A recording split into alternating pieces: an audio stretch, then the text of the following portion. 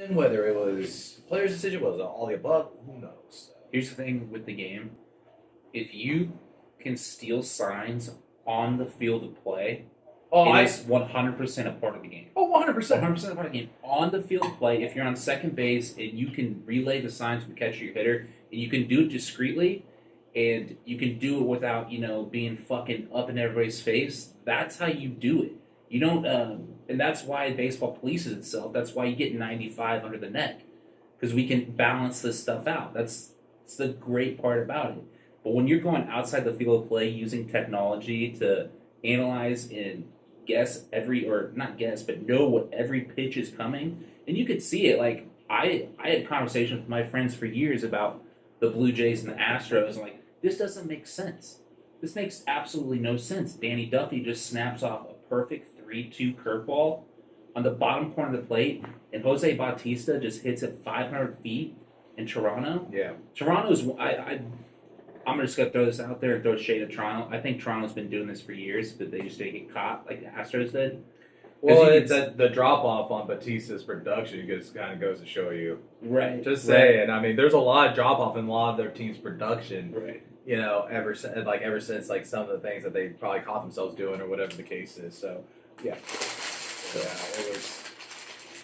Yeah, unfortunately, baseball has been kind of tarnishing itself, like shooting itself in the foot for a long time. I mean, I remember that the reason why some people, I remember the lockout year, 1994, 93, 94, and people were upset. I'll never watch baseball again because of the lockout year. Those guys are greedy, yada, yada, yada. It's like, guys, it's entertainment.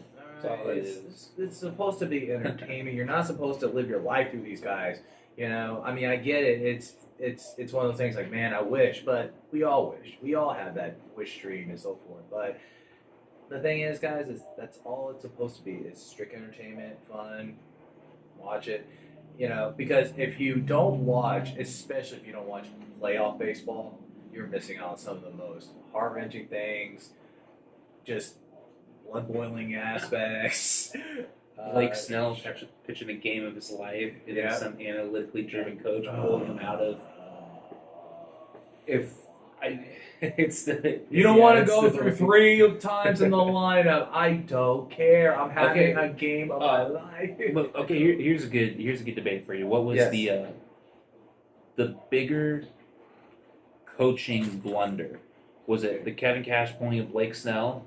Or was it LaFleur kicking the field goal on 4th and goal? I mean, for me personally, I think it's really obvious answer. I think it's LaFleur kicking the field goal. Well, actually, I think the numbers are going to. If you're talking about just specifically those 2 blunders, I think the analytics will back up Cash's decision more than LaFleur's. Well, but the thing is, though, part of the analytics also is you can't divulge the future of what could have happened if Snell would have stayed in.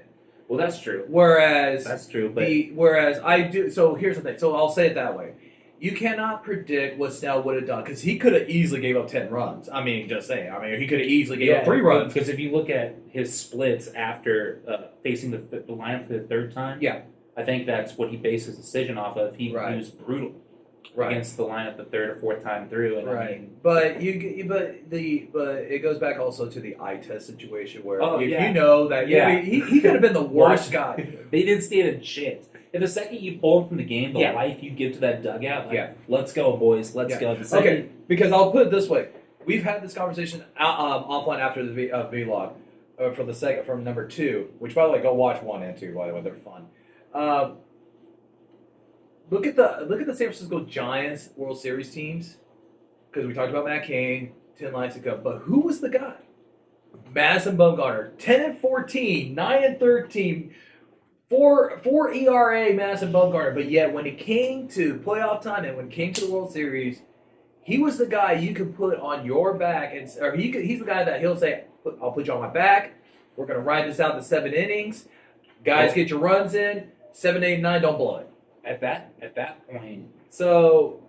point of the Giants' run, Madison Bumgarner was their ace. Fair enough. It was Tim Lincecum was in their bullpen. Yep. So Well, the Royals year, or 2014 he was. 2014, right? 2010 and 2012 he was still in the lineup because Yeah, he was still he was still the kid, the phenom that was coming out, and then Matt Cain was also that next guy up that should have been, like it should have been the Kerry Woods, Mark Pryor level Chicago Cubs team in the mid 90s that should have dominated and should have got them that World Series. Kerry Wood, man. Yeah. That's one of those highlights that just never gets old. Like Yeah. today, Yeah. there's just like classic highlights. Larry Bird's highlight reel never gets old. Yeah. So it's like watching Kerry Wood strike out with Yeah. 20 plus batters. 20 batters. God, man, that was beautiful. I actually watched that game live, which is 20, like it's 20 exactly. Yeah, I think it was 20 exactly. And just the way he was on, dude. He was just so on. Yeah.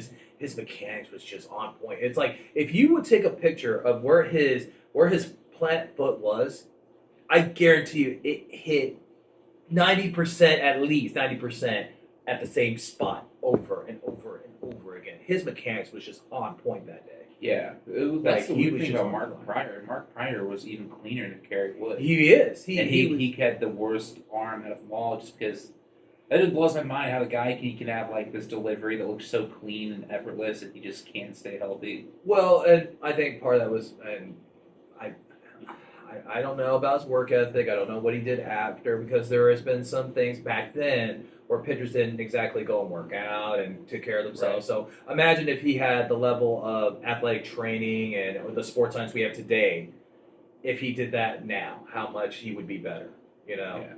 So I'm not going to accuse him of anything. I'm just saying that those injuries sound preventative. But now that with my professional history and everything, and what I went through as in my college career, and some guys experience with in athletic pitching, training and so forth. Some guys with pitching, though, doesn't matter what they do; they just can't stay healthy. Like just physically. Well, and I mean that's just in general in all sports, though. That there's just some guys that look at going way back old school. Look at a guy like Achilles Smith from back in the '90s, who was the quarterback, who was supposed to be the starting quarterback for the Bengals, and just never got healthy. Yeah.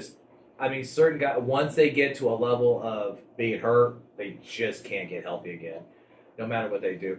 Which is why I run a theory that if you got that person's hurt that many years, or frequently during a season, especially a long season like baseball, you almost just want to shut them down for a year and just say, listen, just take this year off.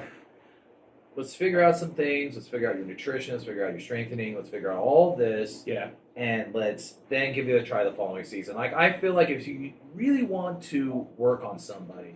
Kyle Zimmer. Yes. Going out to line drive baseball. I mean, what Kyle Zimmer did last year, it was one of the most exciting things about going into the season, because you listen to like Whit Merrifield talk about like the first time he faced Kyle Zimmer in spring training. Yep. He said he was the best pitcher he ever saw. Yep. I mean, he was really like, there's a reason why Dave Moore took him that high. Oh, of course. He was going to be the new ace of that team. He was going to be the next better version of Greinke. And what he can be at the back end of this bullpen if he stays healthy. Oh my God! What he did last year. Can you imagine him as a closer? I can't. Well, I think that's a great Stamon is the guy going to be your closer, but okay. They're not going to have a closer. They're not. It's pretty much situational. Right. Which I still love Greg Holland, because Greg Holland was Greg Holland last year. Yeah. And that also makes me excited for Wade Davis, because Wade Davis is coming back home, which is what Greg Holland did, and Greg Holland reverted back to what made him so great. That reminds me of something about you saying there's not a closer, like a one-person closer, like one person has to be the closer. Yeah. Reminds me of the committee that they had with Craig Kimbrell and Johnny Ventures for the Braves around 2013, 2012 year, where you got Kimbrell, who's got this unique style delivery. He's right-handed. He's got a kind of a mixture of a sidearm, three-quarter delivery, and you got Johnny Ventures, who's just this power-sweeping left-handed pitcher that just dominates. And it's literally like, okay, the lineup's heavy left. We'll just go with Ventures. If the lineup's heavy right, let's go with Craig. it didn't matter. It's like, all right, ninth inning, you guys are screwed either way. So, I mean, that's the great thing about baseball is nothing is set in stone. Anything can change based off of what the manager feels like that day is going to help them in that situation. I think I'm okay with just locking Greg Holland in for the ninth inning, because that's what the Ned Yost aspect, the psychological aspect of what made him great at his peak of his career. Just lock him in for the ninth inning. That's your inning, Greg. I mean, what's the worst going to happen if he blows a couple saves? You have so many options back there. I mean, Josh Staumont is the stereotypical closer. He's a tall kid that comes in. He's throwing 103 miles an hour. It sometimes doesn't have the best control, so you don't know if it's going to be behind your head or whatever. But last year he honed in his stuff and he was pounding strike zone. And Josh Staumont is the guy that really has the look and feel of a closer. Okay. So you have multiple options there. So if you just lock in Greg Holland day one, it's like, we're going to roll with this. This is your inning, and we'll go from there. Okay. I mean, that's... But Wade Davis, the spring training is going to be really interesting to see what he does, too. Is he back? Wade Davis is back on a minor league deal. Jesus, man. Woo. Once again, you bring somebody back home. They won a championship here. This is where their best years were. The comfortability with the organization. Who would have thought, though, that Wade Davis would have been the best part of that trade, though? The thing I am worried about, though, is Wade Davis' stuff is not what it was. Greg Holland, when he left and he had down years in Colorado, Washington, wherever he was, you look at his numbers, he was still striking out 12 per 9. Yep. Because the thing about Greg Holland is he still has that filthy wipe you out slider. Yes. And then his velo dropped around 89, 90, but last year he was getting back at 93, 94. Mm-hmm. But the thing with Greg Holland was he was always missing bats, even when he was bad. So he's still striking people out. Wade Davis, he's not really doing that anymore, so it's going to be interesting to see if he can get some juice back in that fastball. And the thing is that a lot of guys, if you're really good at your craft, which we've seen many years, guys reinvent themselves over the years, is the fact that you may lose your velocity. Yeah. When he says velo, guys, it's velocity. Okay, guys, so calm down. I'm trying to get some other people in on baseball terminology and so forth, so I get where some of you guys are maybe lost, but more of the fact that the reason why some of these guys have these long careers, especially as a pitcher, is because they can reinvent themselves and just be able to figure out ways like it's what is harder. my best. It's harder at the bullpen though. Because your job is to strike out to get 3 outs right off the bat, and then if you go in for the next inning, it's because you're hot right now, and we need to rest some guys, yada yada yada. So, but no, you can carve yourself a really nice career being a 7th inning guy, an 8th inning guy, a 9th inning guy. You know, I mean, there's a reason why they call the 8th inning the setup for the closer. So, but in the modern game of baseball, when everybody that's coming out of your pen is throwing 96 plus, as a guy that's a career reliever, once you lose that velocity, it's kind of hard to rebrand yourself as, I'm going to throw a bunch of cutters and I'm going to throw a lot more changeups. It's like. You know, in my opinion, my personal opinion, there is one true man. I'll say one guy for sure. There's one guy that made being a closer the sexiest position in baseball. Mariano Rivera. Yeah. I mean, there's other guys like this. Eckersley, he was a starter. Lee Smith, one of the greatest. Lee Smith should be in the Hall. Should absolutely be in the Hall of Fame. No brainer. You know what I love about Lee Smith? That man did the by the way, my favorite all-time baseball movie, Major League. He did the Wild Thing walk. He took 1 minute and 49 seconds to walk from the bullpen to the big. Now, for a lot of people, they're like, "Well, that doesn't seem like a big deal." No. You're usually under a minute to get from the bullpen to the pitching mound.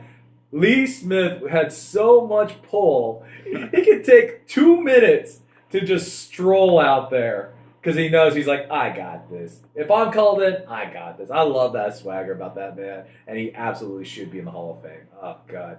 And I don't think closers get enough credit, in that aspect. That I think that a lot of them should. That there's, Mario Rivera, we know for a fact will be in it at some point. Or he is in it. I don't know.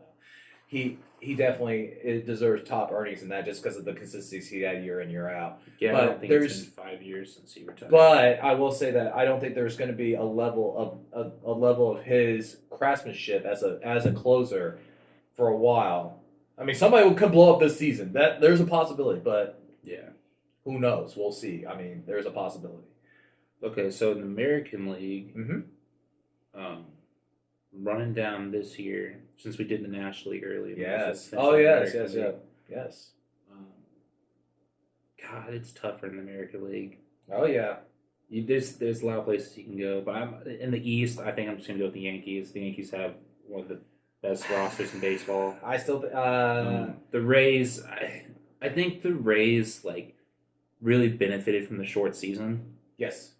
I think over 162, I think the Rays level out more. Okay. But obviously, they're going to crunch the numbers and they're going to do a lot of weird stuff and they're going to put themselves in the best position to win every night. Yeah. So I think the Yankees and the Rays are the top of that division. Okay. For sure. I still think the Twins are the best team in the Central. I know the White Sox are knocking on the door. They're still in that quote rebuild years, and they just got Tony. Didn't they just get Tony La Russa?